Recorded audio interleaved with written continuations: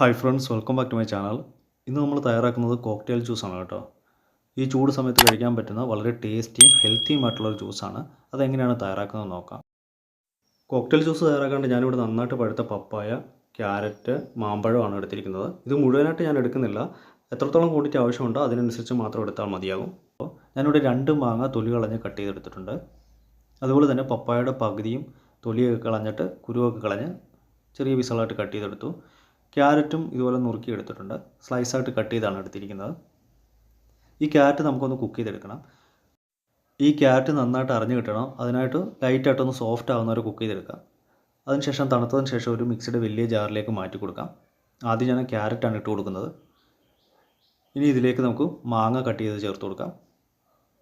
അടുത്തായിട്ട് ചേർത്ത് കൊടുക്കുന്നത് പപ്പായ കട്ട് ചെയ്തതാണ്. അപ്പോൾ ഇതൊക്കെ എടുക്കുന്നത് നമുക്ക് എത്രത്തോളം ആവശ്യമുണ്ടോ അതിനനുസരിച്ച് എടുക്കേണ്ടതാണ്. ഇനി ഇതിലേക്ക് നല്ലൊരു ഫ്ലേവർ കിട്ടാനായിട്ട് ഒരു ഏലക്ക ചേർത്ത് കൊടുക്കുന്നുണ്ട്. ഏലക്ക അധികം ആകണ്ട. ഇനി മധുരത്തിന് ആവശ്യമുള്ള പഞ്ചസാര ചേർത്ത് കൊടുക്കാം. പപ്പായയും മാങ്ങയൊക്കെ നല്ല മധുരമുള്ളതാണ്. എങ്കിലും ഇച്ചിരി കൂടെ മധുരം വേണ്ടതുകൊണ്ട് ഞാനിതുപോലെ പഞ്ചസാര ചേർത്തിട്ടൊന്ന് അടിച്ചെടുത്തിട്ടുണ്ട്. നല്ല ഫൈനായിട്ട് തന്നെ അരച്ചെടുത്തിട്ടുണ്ട്.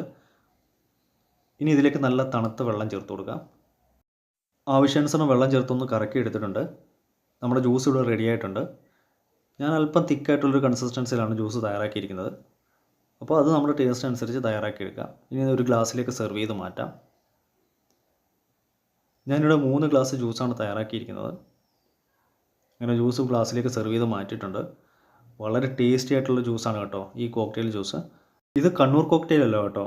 കണ്ണൂർ കോക്ടെയിൽ അത് പപ്പായയും കുറച്ച് സ്പെഷ്യൽ ഇൻഗ്രീഡിയൻസ് ഒക്കെ ചേർത്തിട്ടാണ് തയ്യാറാക്കുന്നത്. അതിൻ്റെ വീഡിയോ നമ്മൾ താമസിയാതെ അപ്ലോഡ് ചെയ്യുന്നതായിരിക്കും.